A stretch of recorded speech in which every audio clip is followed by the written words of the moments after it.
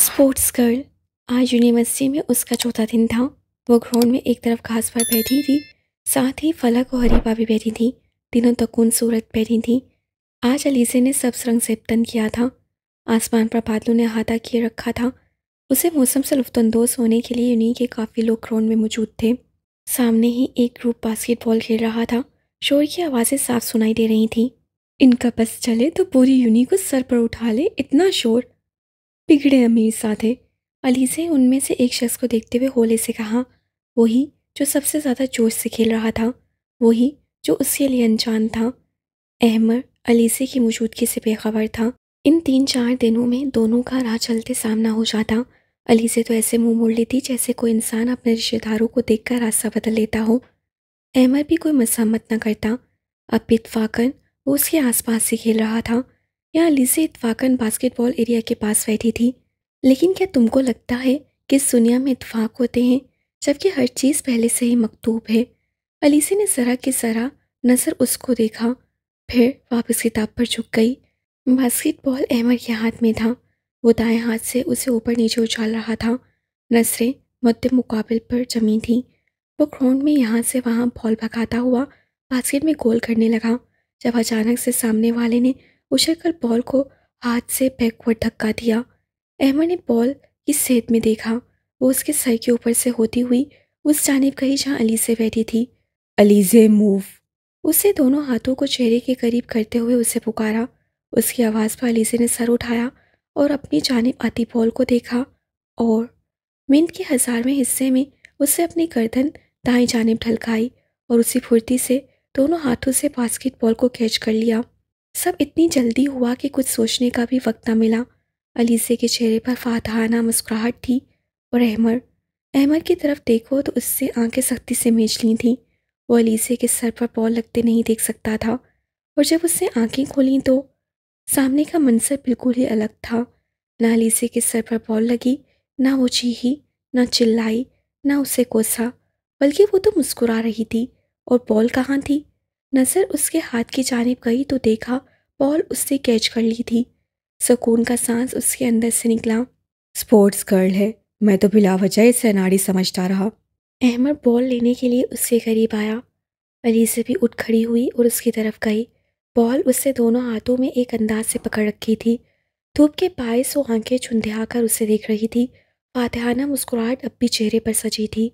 आइंदा कभी अली से रईस सिकंदर को अपने से कम मत समझना, फख्र से जताया गया। एक बॉल कैच कर लेने से कोई एके नहीं बन जाता। मैदान में आओ तो मानो। वो भी टंके की चोट पर चैलेंज कर रहा था। चैलेंज दे रहे हो? एक आबरू झुकाकर पूछा। चैलेंज दे रहा हूँ, सर को हम देकर जवाब दिया। हारने के लिए तैयार रहना। साथ ही बास्केटबॉल उसकी तरफ उछाली जो उससे ले ली और हाथ में घुमाने लगा। मुबारकबाद देने के लिए तैयार रहना। दोनों ने चंद लम्हे एक दूसरे को देखा, फिर वापस मुड़ गए। अली से जब वापस अपनी जगह आई तो फलक अनजान शख्स की तरफ देख रही थी। उससे फलक के सामने चुटकी बजाई तो वो होश में आई। ये तो वही पार्किंग वाला लड़का है, तुम इसे जानती हो? अलीसे ने इस बात में सर हिला दिया। कौन है?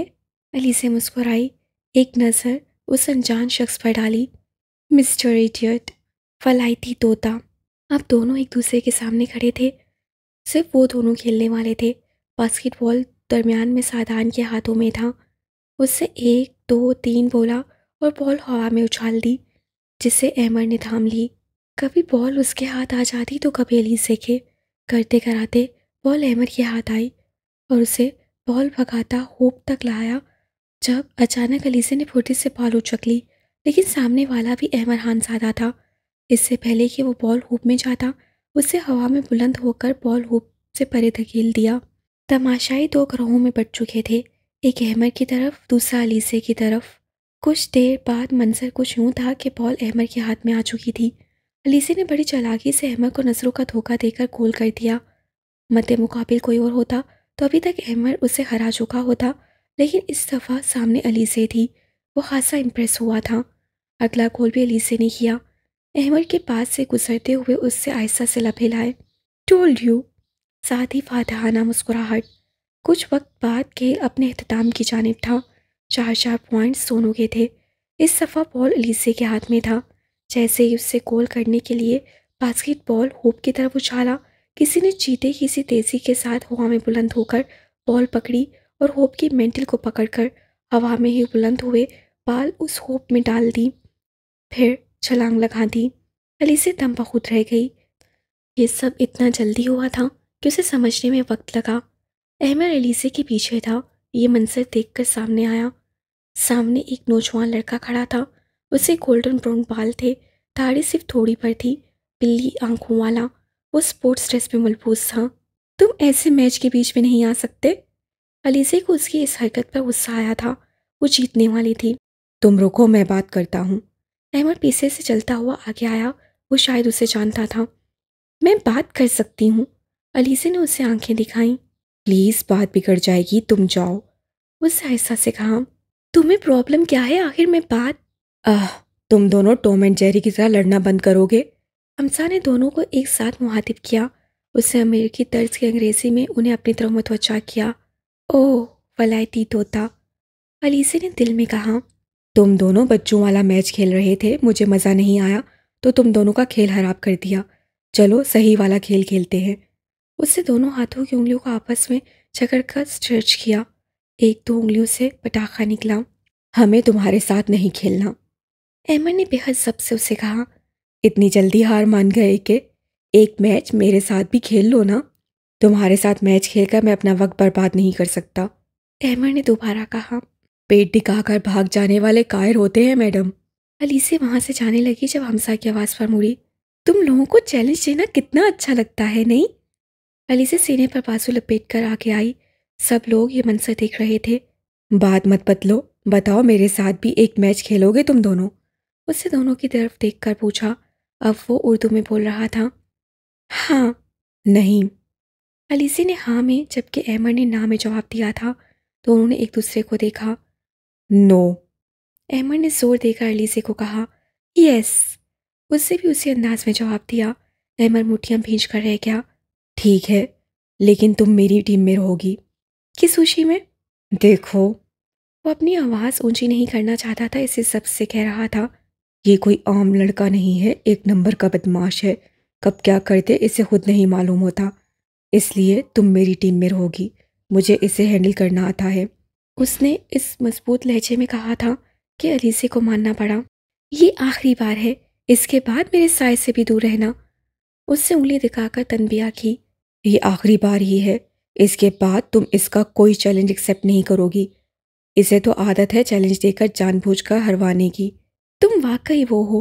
वो क्या? इडियट। कहकर वो मुड़ गई। अहमद ना चाहते हुए भी मुस्कुरा दिया। उसके मुंह से खुद के लिए इडियट सुनना अच्छा लगता था। कुछ वक्त बाद मंजर कुछ यूं था कि मैदान में एक तरफ हमसा की टीम थी और दूसरी तरफ अहमद की टीम। दोनों तरफ 5-5 टीममेट से। एक लड़के ने बॉल हवा में उछाली और सीटी बजा दी। खेल का आगाज हो गया। बॉल हमसा ने पकड़ ली और उसे उछालने लगा। अहमद ने उससे बॉल पकड़ने की कोशिश की, लेकिन बेसुध। वो हमसा की दाईं तरफ था। उससे आंखों से अलीसे को इशारा किया, जिससे वो समझ गई और हमसा के पीछे चली गई। और उसके मुड़ते ही उससे बास्केटबॉल उससे छीन ली और भागकर गोल कर दिया। हुर्रे! हजूम में एक साथ कई आवाज़ें गूंजी। अलीसे का चेहरा भी खुशी से धमक रहा था। अहमद भी खुश था। पहला गोल उन्होंने कर लिया था। उससे दूर से ही अलीसे को अंगूठे के इशारे से गुड जॉब का इशारा किया। अलीसे ने मुस्कुराकर सर को हम दिया। फिर दूसरा राउंड शुरू हुआ और उस बार गोल हमसा ने किया। अब तीसरे राउंड की बारी थी। ये भी हमसा ने किया था।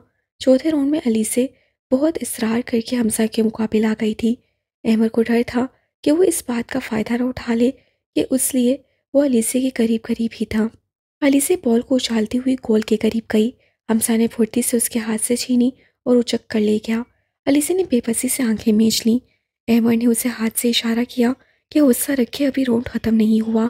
अब बॉल फिर हमजा से होकर अलीसे के हाथ में आ चुकी थी। अलीसे भागती हुई गोल तक जा पहुंची थी, इस बात से बेखबर कि होप के करीब हमसा के एक साथी ने कील फेंके हुए थे। अहमद की नजरें उन पर पड़ गई थीं। अभी ये वक्त नहीं था कि वो अलीसे को रोक पाता, इसीलिए भागता हुआ खरूब तक पहुंचा। बिल्कुल गुड़ने के से अंदाज में ज़मीन पर स्लिप हुआ और पाँव से कील एक तरफ धकेल दिए। अलीसे ने बॉल होप में डाल दी और उसी के साथ वो लोग मैच जीत गए। अलीसे ने खुशी से छलांग लगाई। अरीबा और फलक उसके पास आ गईं। तमाशाइयों ने भी उन्हें सराहा। हमसा ने सख्ती से मुट्ठियां भींच लीं और जाने के लिए मुड़ा। जब पीठ दिखाकर भाग जाने वाले कायर होते हैं, मुझे कॉन्ग्रेचुलेट नहीं करोगे? पीछे से अलीसे ने उसे आवाज़ दी। उससे मुड़कर उसे देखा और फिर उसके पीछे गिरे अहमर को, जिसके हाथ पर चोट लगी थी, उसे देखकर तमस्सराना अंदाज से मुस्कुराया। पहले अपने दोस्त को तो संभाल लो। सात आंखों से इशारा किया। अलीसे ने मुड़कर अहमर को देखा। अहमर अभी तक जमीन पर गिरा पड़ा था, दाएं बाजू को ऊपर किया हुआ था और आंखें बंद कर रखी थीं। अलीसे को समझ में नहीं आया कि क्या हो रहा है। वो कॉल करने के चक्करों में उसे तो भूल ही गई थी। उसे याद था जब वो होप की तरफ बढ़ रही थी तो वो आया था और कुछ पहुंच से पीछे धकेला था। अलीसे होप के करीब गई। वहाँ साइड पर कील बिखरे पड़े थे। उसका मुंह खुले का खुला रह गया। हमसा उसे नुकसान पहुंचाना चाहता था, इसीलिए वो कील वहाँ फेंके थे और उसे बचाने के लिए अहमर वहाँ आया था। ओह खुदाया! उससे अहमर को देखा, जिससे करीब एक दो लड़के खड़े थे। अलीसे को बहुत अफसोस हुआ। अहमर ने उसे मना भी किया था, लेकिन उससे नहीं मानी उसकी बात। वो अहमर के करीब गई। तुम्हें चोट लगी है? वो पूछ नहीं बता रही थी। वो चाहे उससे बात नहीं करती थी, उससे दूर रहती थी, पहले दिन वाली बात भी नहीं भूली थी, लेकिन ये वही अनजान शख्स था जिसने उसकी भूलपन में कई मर्तबा मदद की थी और अब वो उसकी वजह से जख्मी हुआ था। उसने दर्द से दर्द चेहरा उठाकर उससे देखा और हल्का सा मुस्कुराया। हम मैच जीत गए हैं, मुबारक हो। उससे अपने दर्द का एहसास नहीं था। क्या बंदा था। तुम्हें चोट लगी है? अब की बार उससे जोर देकर कहा। कुछ खास नहीं है, ठीक हो जाएगी, अहमद ने बेदहानी वाले लहजे में कहा। लेकिन अलीज़े उसकी नहीं सुन रही थी। वह अहमद के करीब एक घुटने के बल ज़मीन पर बैठ गई। अहमद के दोस्त नामासूस अंदाज से वहाँ से हट गए। अलीसे को फिक्र ना थी कि उसकी दोस्तें कहाँ हैं। इस वक्त उसकी वजह से कोई ज़ख्मी हुआ था और वो उसे अकेले में छोड़कर नहीं जा सकती थी। अपना हाथ आगे करो। सॉरी। अपना हाथ आगे करो, मुझे तुम्हारी चोट देखनी है। क्या थी ये लड़की? अजीब थी तो बहुत अजीब। पहले बिला वजह का इल्ज़ाम लगाकर 4 दिन तक बात नहीं करती, फिर जिद में चैलेंज ले लेती है और अब उसे बचाते हुए चोट लग गई तो मरहम भी लगाना चाहती है। अहमद ने खामोशी से हाथ आगे कर दिया। तुम्हें रगड़ आई है, तुम्हारे पास एंटीसेप्टिक है? पहले उसके हाथ को देखा, फिर उसके चेहरे को, जो बार बार अपना दर्द छुपाने की कोशिश कर रहा था। उसके सवाल पर उसे नफ़े में सर हिला दिया। वैसे तो बड़ी बड़ी बातें करते हो कि घर से निकलते वक्त ज़रूरी सामान साथ रखना चाहिए, इमरजेंसी में ज़रूरत पड़ जाती है। तो जो दूसरों को दर्द देते हो साथ जी, उस पर खुद भी अमल किया करो। वो हफ्कीस उसे देखकर कह रही थी। अहमद उसकी बात पर मुस्कुराया। तो मतलब मेरे वो सबक तुमने याद रखे। ज़्यादा फ्री होने की ज़रूरत नहीं है, अब चुपचाप बैठो। अहमद अभी तक मुस्कुराकर उसे देख रहा था। अलीसे ने अपने बैग से एंटीसेप्टिक वाइप निकालकर उसे पकड़ाई। ये लो, इसे अपने हाथ पर लगाओ, थोड़ा चलेगा लेकिन इन्फेक्शन नहीं होगी। वो एक माहिर प्रोफेशनल की तरह हिदायत दे रही थी। किसी भी एंगल से वो लॉ की स्टूडेंट नहीं लग रही थी। अहमद ने उससे वो वाइप्स पकड़ लिए, एक खोला और हाथ के करीब लेकर गया। अलीसे ने चेहरा हल्का सा मुड़कर आंखें बंद कर लीं। वो किसी को तकलीफ भी नहीं देख सकती थी और जब आंखें खोली और उसे देखा तो उसके चेहरे पर दर्द या तकलीफ का कोई तासुर नहीं था। ऐसा तो हो ही नहीं सकता था कि उसे रगड़ आई हो और ये लगाकर उसे दर्द ना हो। अलीसे ने कुछ भी कहे बगैर अपनी उंगली से वाइप को उसकी चोट वाली जगह पर प्रेस किया। अहमद की चीखें निकल गईं। डर कर अलीसे ने अपना हाथ पीछे कर लिया। अहमद की चोड़ी पकड़ी गई थी। अलीसे ने हफ्की से उसे देखा। मिसलीड करना तुम्हें बहुत अच्छे से आता है वैसे। जब मैंने कहा था किसको चोट पर लगाओ तो क्यों नहीं लगाया? अपनी ज़िंदगी प्यारी है या नहीं? अहमद ने कुछ बोलने के लिए मुंह खोला, लेकिन उससे मना कर दिया। खामोश, बिल्कुल खामोश, इधर आओ। अहमद ने खामोशी से उसे वाइप पकड़वा दिया। ये थोड़ा सा चलेगा, बर्दाश्त करना। पहले दिन से ही कर रहा हूँ। वो ऊंचा सा बुड़बुड़ाया। मैं सुन रही हूँ। सुना ही रहा हूँ। बोलना बहुत आ गया है तुम्हें। बहुत सुनाना आ गया है तुम्हें। वो बच्चों की तरह लड़ रहे थे। इसी दौरान लीसे ने पाइप से वो हिस्सा साफ किया। अहमद सब किए बैठा रहा। अपना हाथ ऊपर नीचे मूव करो। तुम मेरी डॉक्टर हो। तुम्हें मेरी वजह से चोट लगी है। मैं इतनी संगदिल नहीं हूँ कि किसी को मेरी वजह से चोट लगे और मैं उसे ऐसे ही छोड़ दूँ। अब मूवमेंट करो अपने हाथ की। वो मजीद कुछ नहीं बोला, बस खामोशी से हाथ हिलाने की कोशिश की। हल्का सा वो ऊपर करता, लेकिन दर्द बहुत शदीद थी। एक हद से ज़्यादा ऊपर न कर सका। उठो। साथ ही अली से खड़ी हो गई। अहमर उठ गया। चलो मेरे साथ। कहाँ? तुम्हें फर्स्ट एड की ज़रूरत है। मैं ठीक हूँ, बस हल्की सी रगड़ है यहाँ। जब इंसान छोटी छोटी बातों को नज़रअंदाज करता है तो वो आगे के नतीजों के बारे में नहीं सोचता, और एक दिन ये छोटी छोटी बातें पहाड़ जितनी बड़ी होकर हमारे सामने आ जाती हैं। फिर हम कुछ नहीं कर सकते। तुम्हारे हाथ पर रगड़ आई और दबाव भी पड़ा है, इससे ये हाथ मूव नहीं कर रहा। अगर अभी फर्स्ट एड ना ली तो बाद में ज़्यादा मसला होगा। अब खामोशी से मेरे साथ चलो और मुझे इमरजेंसी रूम तक ले जाओ। वो रवानी में बोलती गई। अहमर खामोशी से सुनता गया। वो बच्चा नहीं था, खुद भी जा सकता था, और ये बात अली से जानती थी। फिर भी वो खुद साथ जाना चाहती थी। ये सिर्फ उसकी मदद करना नहीं था, बल्कि गिल्ट भी था। अपने पुराने रवैये का असाला भी तो किसी तरह करना था। वो जानता था अली से इतनी आसानी से नहीं मानेगी, इसीलिए इस मदद के पीछे इस गिल्ट को छुपा रही है। और अगर वो अपना पर्दा रखना चाहती है तो उसे कोई हक नहीं पहुंचता कि वो पर्दा उठाकर उसे शर्मिंदा करे। अहमर आगे चल रहा था और अली से उसके पीछे। दोनों ईआर में गए। वहाँ एक स्टूल पर वो बैठ गया।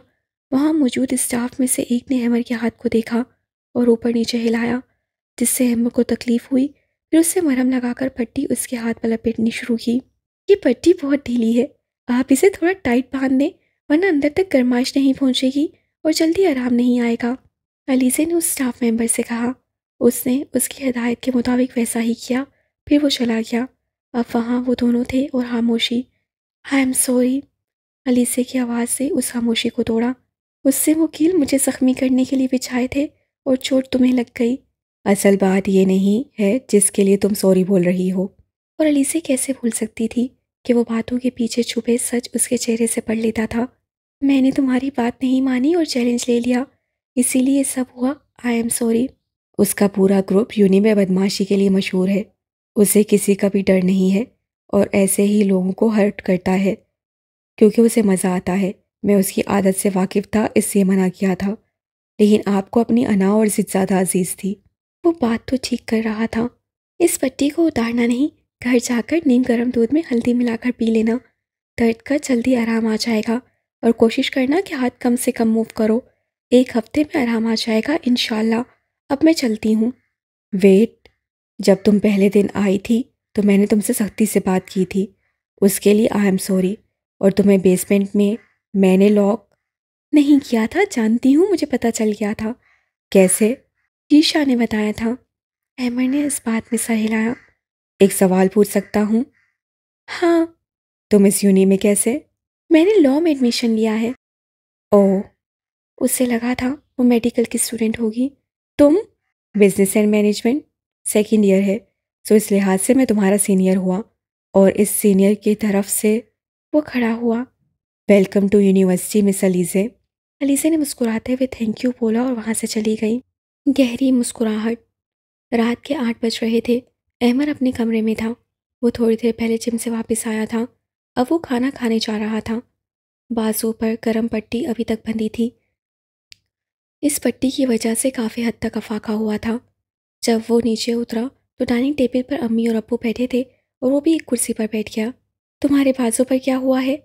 उसकी अम्मी ने अब देखा था, क्योंकि उसने आधी आस्तीन वाली टी शर्ट पहन रखी थी। कुछ खास नहीं, बस हल्की सी रगड़ाई थी। उसे लापरवाही से जवाब दिया। तुमने पहले क्यों नहीं बताया और डॉक्टर को दिखाया था? उसकी अम्मी काफ़ी फिक्रमंदी से पूछ रही थी। उनके फसार पर उसे अलीसे से ये बात याद आई। ये बहुत ढीली पट्टी है, आप इसे थोड़ा टाइट कर दें, वरना अंदर तक गर्माइश नहीं पहुंचेगी और जल्दी आराम नहीं आएगा। जी अम्मी, मैं डॉक्टर के पास गया था और उसी से पट्टी करवाई है, आप परेशान मत हों। तुम बहुत लापरवाह हो रहे हो अमर। उससे मुस्कुराकर अपनी अम्मी को देखा। आप परेशान मत हो, मैं बिल्कुल ठीक हूँ। अपना ध्यान रखा करो बेटा, छोटी छोटी बातों को ऐसे नज़रअंदाज मत किया करो। अब की बार अब्बू बोले थे। अहमर ने मुस्कुराकर सर तस्लीम में हम कर दिया। फिर वो खाना खाने लगा। इस पट्टी को उतारना नहीं है, घर जाकर नीम गर्म दूध में हल्दी मिलाकर पी लेना, दर्द का जल्दी आराम आ जाएगा। वो खाना खाते हुए मुस्कुरा रहा था, ना जाने क्यों। उसकी अम्मी उसके चेहरे की ऊँची बाखूबी नोट कर रही थी। तुम्हें कुछ चाहिए बेटा? निकट खंगारी। अहमर ने एकदम मुस्कुराहट छुपाई। ना नहीं, बल्कि हाँ, मुझे हल्दी वाला दूध चाहिए। उन्होंने मज़ीद कुछ नहीं कहा बल्कि सर हिलाकर उठने लगी। आप रहने दें, मैं ले लेता हूँ। वो वापस बैठ गई। अहमर उठकर किचन में आया, कैबिनेट से हल्दी निकाली, एक पैन पकड़ा, उसमें 1 कप दूध उंडेला और फ्लेम को बिल्कुल लो कर दिया। फिर सीने पर बाजू लपेट लिए। तुम्हारे हाथ पर रगड़ आई है और बाजू पे दबाव भी पड़ा है, इससे हाथ मूव नहीं कर रहा। अगर अभी फर्स्ट एड ना ली तो बाद में मसला होगा। अब खामोशी से मेरे साथ चलो। उसकी बातों को याद करके उसके चेहरे पर खुद बहुत मुस्कुराहट बिखर जाती थी। उससे वो कील मुझे जख्मी करने के लिए बिछाए थे और चोट तुम्हें लग गई। जितनी रूट दिखती है इतनी है तो नहीं। उससे जैसे खुद से तबसरा किया। मैंने ज़रूरत से ज़्यादा ही तल्ख लहजे में बात की थी, ऐसा नहीं करना चाहिए था। दूध पर हल्के हल्के बुलबुले आ रहे थे। उससे चम्मच हल्दी उसमें डाली और हिलाने लगा। वो तो मैंने बस इसलिए कहा था कि दोबारा ऐसे किसी की बातों में ना आ जाए, उसके भले के लिए ही था। खुद को खुद ही तसल्ली दी। जहाँ तक मुझे याद पड़ता है तुम तो मुझसे बातें नहीं किया करते थे। वो अपनी सोचों में इतना गुम था कि कब निकट उसके पास आई उसे पता न चला। वो एक मोमर खातून थी, चेहरा झुर्रियों से पाक था, नकोश पुरकशिश थे। यकीनन वो अपनी जवानी में बेहद खूबसूरत थी। अम्मी ने सवालिया नजरों से उसे देखा। अहमद नजर चुरा गया। कुछ भी तो नहीं। अम्मी मुस्कुराई। माँ से झूठ बोलोगे? अहमद मुस्कुराया, फिर माँ की तरफ मुड़ा और उनका माथा चूमा, उन्हें अपने साथ लगाया। मेरी प्यारी माँ, ऐसा कुछ नहीं है। आप अपनी मासूम औलाद पर बिला वजह का इल्ज़ाम लगा रही हैं। हाँ, मैं भी देखूंगी ये मासूम औलाद सच कब बोलती है। वो हंसा। माएँ कब अपनी औलादों का यकीन करना सीखेंगी। उसे ड्रामाई अंदाज में सर तासुब से हिलाया। निखत हंस पड़ी। सिर्फ वही था जो उन्हें हंसा सकता था। जब बच्चे सच बोलना शुरू करेंगे। उससे नीम गरम हल्दी वाला दूध कप में डाला, वहीं सिंक में रखा और जगह साफ करने लगा। इस सारे में उसके चेहरे पर मुस्कुराहट थी। निखत बागौर उसे देख रही थी। ऐसे ही मुस्कुराते रहा करो। आप तो ऐसे कह रही हैं जैसे मैं पहली दफ़ा मुस्कुरा रहा हूँ। मुस्कुराते थे, लेकिन ऐसी मुस्कुराहट पहले नहीं थी। अब कुछ मुख्तलिफ है इसमें। एक चमक है, कुछ पा लेने की चमक, कुछ मिल जाने की चमक। क्या माँ से बेहतर कोई औलाद के दिल का हाल जान सकता था? अहमद ने माँ की आंखों को गौर से देखा। मुझे तो नजर नहीं आ रही। क्या? X ray machine. अहमद, बाज आ जाओ। अहमद कप पकड़कर अपने कमरे की बैल्कनी में आ गया। नजरें दूर उफक पर थीं, जहन कहीं और। कम अक्लमंद लड़की इस वक्त क्या कर रही होगी? उससे मीलों दूर अलीज़ा अपने कमरे के बेड पर बैठी थी। उसके सामने लैपटॉप खुला था। लैपटॉप की रोशनी उसके चेहरे पर पड़ रही थी। कमरे की रोशनियां मध्यम थीं। जब तुम पहले दिन आई थी मैंने तुमसे सख्ती से बात की थी, उसके लिए आई एम सॉरी। नज़र स्क्रीन पर थी, जहन कहीं और। क्या ज़रूरत थी भला शेरनी बनने की? अभी मुझे जाते हुए दिन ही कितने हुए हैं और मैंने उस लड़के का चैलेंज ले लिया। बिला वजह बेचारे मिस्टर इडियट को चोट लग गई। पता नहीं अब उसका हाथ कैसा होगा। अहमद ने अपना हाथ हिलाना चाहा। दर्द अब भी था, लेकिन पहले से काफ़ी बेहतर था। हल्दी वाला दूध असर कर रहा था। मिस्टर इडियट, वो जैसे ख्वाब से जागी। उसका नाम क्या है? उससे याद करना चाहा। सब उसे एक के बुलाते हैं, लेकिन उसका असल नाम क्या है? मैंने तो कभी पूछा ही नहीं। वैसे इतना बुरा भी नहीं है, बस जरा शोखा है। खुद ही अपनी बात पर हंसी और काम में लग गई। बाहर रात कतरा कतरा सिरक रही थी। तुम, मैं और किताबें। अगले कुछ दिन तक सब कुछ मामूल से थोड़ा हटकर था। कुछ दिनों में वेलकम पार्टी थी। उसी की तैयारी में सब मगन थे। हर चलता फिरता शख्स तैयारियों के बारे में बात कर रहा था। इस सबसे बेनियाज अली से लाइब्रेरी में किताबें ढूंढने में मगन थी। लाइब्रेरी में बहुत खामोशी थी, पुरसुकून खामोशी। ये बहुत वसी लाइब्रेरी थी, जिसकी दीवारें आसमान को छूती थीं। रैक्स बड़े और चौड़े थे, सफ़ेद और भूरे रंग की। हर एक रैक के पीछे बड़ी बड़ी खिड़कियां थीं, जिनसे रोशनी अंदर आती थी। आसपास से गुजरते लोगों के साए भी उसमें बनते थे। ऐसे ही एक रैक के पास अलीसे खड़ी थी। उसके हाथ में एक पेपर था, जिस पर चंद किताबों के नाम लिखे थे। उसे वही किताबें चाहिए थीं। उससे एक किताब उसकी जगह से निकाली तो नवभारत का चेहरा जाहिर हुआ। वो डर कर पीछे हटी। किताब नीचे गिर गई। वो किताब उठाने के लिए झुकी और जब सामने देखा तो वहाँ कोई नहीं था। शायद उसका वहम होगा। उसे सर झटका और फिर से किताबें देखने लगी। एक दो किताबें उससे और देखी। ये उसकी मतलूबा किताबें नहीं थीं। जिस ऑथर की किताबें जिन एडिशंस में चाहिए थी, ये वो नहीं थी। वह कब से किताबें ढूंढ रही थी, लेकिन वो मिलने को नहीं दे रही थी। उसे मुंह बसोर कर किताबें वापस रखी और दूसरी तरफ जाने लगी। जब वो एक रैक के सिरे पहुंची तो कोई उस रैक की ओर से निकलकर उसके सामने आया। हाय! अली से डर कर पीछे हटी। वो उसका कोई वहम नहीं था। उसने वाकई उसे देखा था।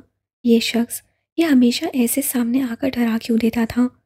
अहमद मुस्कुराकर उससे मुखातिब हुआ। उसके मुंह में लॉलीपॉप थी। ये कोई तरीका है सामने आने का? वो जो मुस्कुरा रहा था, मुस्कुराहट की जगह मसनूई हफ्की ने ले ली। तुम्हारी ही बात मान रहा था। तुम्हें हमेशा मुझसे गिला रहता था कि मैं पीछे से आता हूँ, इसीलिए अब आगे से आता हूँ। ये एहसान मत करो मुझ पर। जब नहीं होगा तो याद करोगी कि तुम्हारे कहने पर कोई पीछे से नहीं सामने से आता था। मैं क्यों याद करूंगी? मुझे तो सुकून होगा। अल्लाह अल्लाह, तुम किसी दिन मुझे हार्ट अटैक कराओगे। नो वरीज, एम्बुलेंस का इंतज़ाम मैं करवा दूंगा और वक्त पर अस्पताल भी पहुंचा दूंगा। तुम बच जाओगी, लेकिन हाँ, अस्पताल के बिल्स तुम खुद दोगी। उफ! अली से फिर से किताबें देखने लगी। अहमद लॉलीपॉप खाता हुआ उसके साथ चल पड़ा। वैसे मैं पूछ सकता हूँ तुम यहाँ क्या ढूंढ रही हो? वो रैक के साथ टेक लगाकर खड़ा था। उसने स्याह जीन्स के ऊपर हल्के भूरे रंग की शर्ट पहनी थी, साथ लेदर की जैकेट। यही उसका कैजुअल लुक था। कोल्ड ड्रिंक और सैंडविच। अलीसे ने चेहरा उसकी तरफ मोड़ा और संजीदगी से कहा, सीरियसली? वो हंसा। मैडम, यहाँ से किताबें मिलती हैं, कोल्ड ड्रिंक और सैंडविच नहीं। एग्जैक्टली, यहाँ से किताबें मिलती हैं मिस्टर। जब पता है तो क्यों पूछ रहे हो? अलीसे ने चिढ़कर उससे कहा। अहमद ने झोंका किताबों के नाम पढ़े। ये किताबें तुम्हें यहाँ नहीं मिलेंगी। तुम उन्हें यहाँ क्यों ढूंढ रही हो? और तुम्हें कैसे पता कि ये किताबें मुझे यहाँ नहीं मिलेंगी? वो उसकी तरफ मुड़ी और सवालिया नजरों से उसे झांचा। क्योंकि मादाम, मैं आपसे पहले का यहाँ ज़ेरे तालीम हूँ। ये किताबें यहाँ नहीं हैं और मैं जानता हूँ तुमने किस से मदद ली होगी इन किताबों को ढूंढने के लिए। आह! अली से कैसे कैसे भूल सकती थी कि इस इंसान से कुछ भी छुपाना मुश्किल था। ये वही था जो उसके दिल की बात बड़े आराम से उसके मुंह पर कह देता था। उसने किसी सीनियर से किताबों का पूछा था और सीनियर्स कहाँ किसी के सगे होते हैं। मैंने किसी सीनियर से पूछा था, उससे इन्हीं दो साइड्स का बताया था। अहमद ने पेपर के लिए हाथ आगे बढ़ाया। उससे कुछ भी कहे बगैर उसे पकड़ा दिया। इनके लेटेस्ट एडिशन चाहिए? उससे इस बात में सर हिलाया। मेरे साथ आओ, कहकर वो मुड़ गया और दूसरी तरफ जाने लगा। अली से उसके पीछे नहीं गई। उसे लगा शायद ये भी प्रैंक ना कर रहा हो। अहमद ने कदम रोककर उसे देखा। वो समझ गया था कि अली से क्यों उसके साथ नहीं आ रही। मुझ पर भरोसा है। आप कहाँ जा रही हैं? अपने रूम में। उससे हाथ से इशारा किया। अभी तो 8 बजे हैं, आप मेरे साथ आए, मुझे कुछ दिखाना है। अलीसी ने अजनबी से देखा। अरे, आप परेशान मत हो, आपको यकीन है मेरे ऊपर? नास्तानसी में अलीसी का सर हाँ में हिल गया। किसी मेकान के अंदाज में उससे अपना सर हिला दिया, जैसे भूरपन में हुआ था। हाँ, वो उस पर भरोसा करती थी। शायद। अलीसी उसके पीछे चल पड़ी। वो कोल्ड रैक्स वाली साइड पर गया। दरमियान में सीढ़ियाँ थीं जो नीचे जाती थीं। हर रैक के साथ एक बड़ी सी खिड़की बनी थी जिससे रोशनी अंदर आ रही थी। जो किताबें तुम ढूंढ रही थी वो ओल्ड वर्जन है। यहाँ सब सीनियर्स को पता है और जो लेटेस्ट एडिशन आए हैं वो अभी तक अपनी जगहों पर सेट नहीं किए गए। वो सब यहाँ हैं। सो तुम्हें जिसने भी बताया है गलत बताया है। लो जी, वो फिर से किसी के हाथों बेवकूफ़ बन गई थी। अलीसे ने गहरी सांस खारिज की और एक कुर्सी पर ठहर सी गई। अहमद उसके पास आया, उसके सामने वाली कुर्सी खींच कर बैठ गया। फिर जीन्स की पॉकेट से एक लॉलीपॉप निकाल कर टेबल पर उसके आगे खिसका दी। किसी नई जगह पर आकर एडजस्ट करना थोड़ा मुश्किल होता है। नए लोग मिलते हैं, कई नई चीज़ें होती हैं। सब कुछ इतना आसान नहीं होता जितना नज़र आता है, और ना ही हर इंसान वैसा होता है जैसा वो दिखाई देता है। यहाँ बात करो जिससे भी करनी है, जो पूछना है वो पूछो, लेकिन उसे आधा सच मानो और आधा खुद तलाश करो। तुम्हें अभी यहाँ आए 1-2 हफ्ते ही हुए हैं, इसलिए इस जगह से इतनी मानूस नहीं हो, लेकिन जल्दी आदत बन जाएगी। और तब तक अगर किसी चीज़ की ज़रूरत हो तो तुम मुझसे मदद ले सकती हो। आखिर सीनियर्स ही जूनियर्स के काम आते हैं। आखिर में वो मुस्कुराया। अलीसे ने शक्की नजरों से उसे देखा। तुम भी उन्हीं सीनियर्स में से एक हो। क्या पता तुम भी ऐसे ही कोई शरारत करो। आसपास की किताबों का रुख उन दोनों की तरफ था। वो क्या सुनना चाहती थी? वेल, शरारत करना मेरी फितरत में है, लेकिन बेफिक्र रहो, मैं तुम्हें मिसगाइड नहीं करूँगा। अभी तुम लॉलीपॉप खाओ। अलीसे ने आसपास देखा। मैं वर्क प्लेस पर लॉलीपॉप खाती अच्छी लगूंगी। कैसी बच्चों वाली बातें कर रहे हो? और हैमर को याद था कि वो स्कूल में हर वक्त ही लॉलीपॉप खाती हुई मिलती थी। उससे मुस्कुराकर सर दाएं बाएं हिलाया।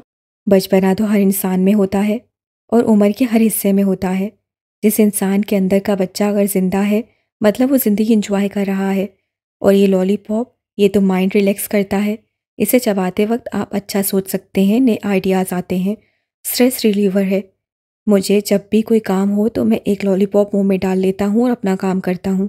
ऐसे मेरा ध्यान कहीं और नहीं जाता और काम भी आराम से हो जाता है। आजमा कर देख लूँ। कैसे? ये खाओ और फिर किताबें ढूंढो, जल्द मिल जाएंगी, चलो। अहमर खड़ा हुआ, वो भी खड़ी हो गई। वापस एक रैक की तरफ जाकर अहमर ने पेपर उसे पकड़ा दिया। जानती हो ना क्या करना है। अब इतनी भी बच्ची नहीं हूँ, पता है। तुम्हें नाम बताना है और तुम वो किताबें निकाल दोगे। अहमर ने दोनों आबरू झुकाकर अनोखे अंदाज से उसे देखा। सीरियसली? ऑफ कोर्स, उससे जोर देकर कहा। उससे मुस्कुराकर सर झटका। अलीसे ने लॉलीपॉप का रैपर उतारा और मुंह में डाल लिया। आसपास के लोगों से बेफिक्र और बेपरवाह अपनी आंखें बंद करके उससे जायका महसूस किया। कितना अरसा हुआ था उससे लॉलीपॉप खाना बंद कर दिया था। अहमद ने उसे यूं देखा तो मुस्कुरा दिया। पता नहीं क्या हुआ था उस लड़की के माजी में, क्यों इतना बदल गई थी। खैर, अहमद ने सर झटका और पहली किताब ढूंढने लगा। फिर अली से उसे किताबों के नाम पढ़ पढ़ कर बताती गई और वो निकालता गया। जो किताबें वो पिछले 20 मिनटों में नहीं ढूंढ सकी उसे 5 मिनट में ढूंढी। ये ले मादाम, आपकी मतलूबा किताबें। अलीसे ने एक नज़र उन किताबों को देखा, फिर अहमद को। उससे लगा वो हमेशा की तरह उसका शुक्रिया अदा नहीं करेगी, इसीलिए वो जाने के लिए पलट गया। उससे एक कदम आगे बढ़ाया जब थैंक यू। उसके थैंक यू ने अहमद को रोक दिया। फिर सर को हम देख कर मुड़ा। तुम्हारा नाम क्या है? वो रुक गया। बचपन में अमर ने उससे पहली दफ़ा उसका नाम पूछा था और आज वो पूछ रही थी। दरमियान में क्या था? सिर्फ 10 साल, और उन 10 सालों की मुसाफत जैसे पार करके वक्त उन्हें इस मुकाम तक लाया था। तुम्हारा नाम क्या है? ना जाने किस ख्याल के तहत वो पूछ बैठा। चश्मे वाली लड़की ने फिर से माथे पर हाथ मारा। उफ़ो, इतनी देर से मैंने नाम ही नहीं बताया। उसे ना चाहते हुए भी उसके अंदाज पर हंसी आ गई थी। मेरा नाम अलीज़े रईस सिकंदर है, उससे मुस्कुराकर कहा। मुस्कुराने से उसकी छोटी आंखें और छोटी हो गई। और तुम्हारा? मेरा नाम अहमर खानज़ादा है। वो मुड़ा और अजनबी से उसे देखा। अभी तक तो मेरा नाम मालूम हो जाना चाहिए था। अब भी अलीज़े को ऐसे ही याद आया था कि वो नाम पूछ ले, पहले भी वो नहीं पूछ सकी थी। मैंने सबसे एक ही सुना था, असल नाम क्या है?